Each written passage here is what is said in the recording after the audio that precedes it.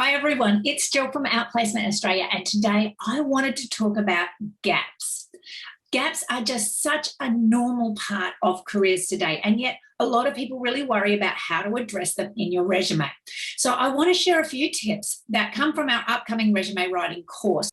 Firstly, the most important thing to realize is that gaps happen. The only time that a hirer is concerned about a gap is if they don't understand why it occurred, or if they feel like the gap was of a length that might make your skills stale. So how do you go about addressing gaps in your resume? Okay, so here's my 3 tips. Firstly, address it. If you have a gap and it was for a simple reason, you took time out because you were having a baby or for parental care or because you traveled, then just address that.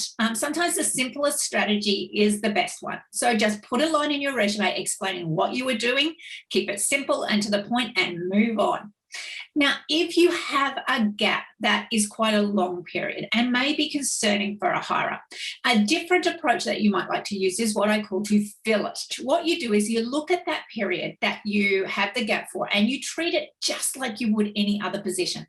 So you look at the position and you say, what was going on during that time that I was doing that would be relevant and interesting to the hirer? And did I have any achievements that I would like to flag? Maybe you were helping your partner's business with some bookkeeping or marketing. Maybe you did some volunteering during that time. Maybe you kept your skills current by doing some online courses.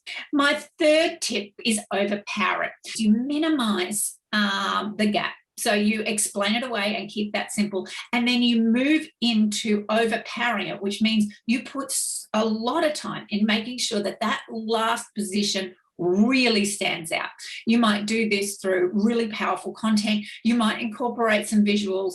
There are all sorts of ways that you can do this, but basically what you're doing is drawing their eye away from the gap onto something that is much more interesting to them, which is your relevant experience and achievements. But the bottom line is gaps aren't bad. In fact, sometimes gaps are the most colourful parts of our career and bring immense value to our lives.